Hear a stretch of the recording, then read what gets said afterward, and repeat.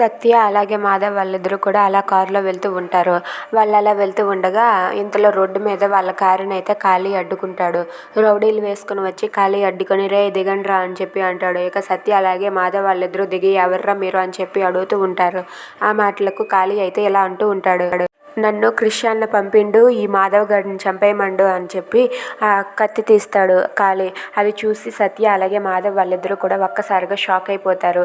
అవును చంపేస్తాను, ఇప్పుడు ఎలాగైనా సరే వీడిని చంపేస్తానని చెప్పి అంటూ ఉంటాడు. రే వాడిని పట్టుకోండిరా అని చెప్పి రౌడీలు అయితే సత్యను వేరేగా అలాగే మాధవ్ను వేరేగా పట్టుకుంటారు.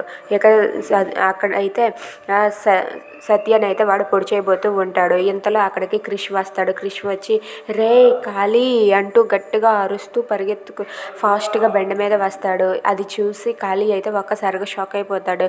ఇక సత్యనైతే ఫాస్ట్గా పొడి చేద్దామని చెప్పి ఖాళీ అయితే సత్యాన్ని పొడి చేసి పారిపోతాడు. అది చూసి క్రిష్ అయితే ఒక్కసారిగా షాక్ అయిపోతాడు. సత్య సత్య లే సత్య లే సత్య అని చెప్పి క్రిష్ అయితే ఏడుస్తూ ఉంటాడు. అయినా సరే సత్య స్పృహ కోల్పోయి అక్కడే అలా పడిపోయి ఉంటుంది. ఇక క్రిష్ అయితే చాలా బాధపడుతూ ఉంటాడు. If you like this video please like, share and subscribe.